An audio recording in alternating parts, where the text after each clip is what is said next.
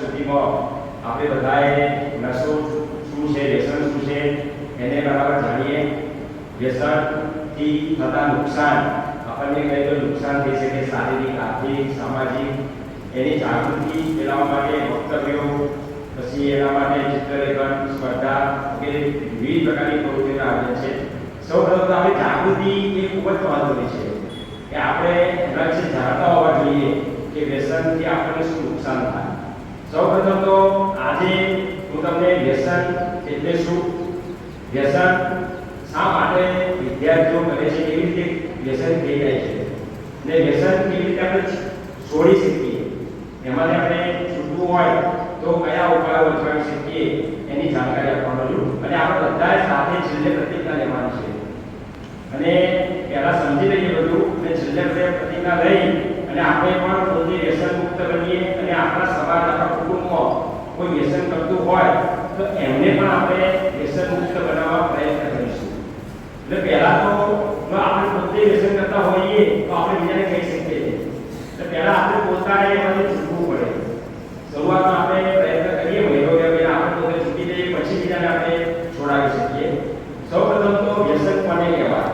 તો તાત્કાલિક નશો ચડે, તમે કોઈ જો પદાર્થ લો કે તમને તાત્કાલિક નશો ચડી જાય, પરંતુ લાંબા ગાળે નુકસાન કરનાર હાનિકારક પદાર્થનું તમે સેવન કરો અને એના તમે બંધાણી થઈ જાઓ, પછી તમારી વસ્તુ લેવી જ પડે, એને આપણે વ્યસન કહીશું. અને મોટાભાગે એ નશો ચડે એમાં આનંદમાં જ બધા શરૂઆતમાં વિદ્યાર્થીઓ કે મિત્રો એકબીજાની દેખાદેખીમાં વ્યસન કરતા થઈ જાય છે. હવે આ વ્યસન જુદા જુદા પ્રકારના છે. એક તો ધૂમ્રપાન. ધૂમ્રપાન તરીકે આપણે બીડી, સિગારેટ ને પીએ છીએ. બાળકોમાં, નાના બાળકોમાં પ્રદર્શન કરતા હોય ગલ્લા ઉપર બીડી અને સિગરેટ પીતા આપણી શાળાના કેટલાક વિદ્યાર્થીઓને પકડીએ છીએ. પછી તમાકુ ખાવી કે પાન મસાલા ખાવા, એના પર પ્રતિબંધ છે. ગુટકા પહેલા લેતા હતા, પ્રતિબંધ છે તેમ છતાં પણ પાકા ચલવા પડતા હતા, હજુ પણ ગુટકા મળતા હશે ને પડી ગયું. અને ત્રીજું વ્યસન છે દારૂ પીવાનું વ્યસન.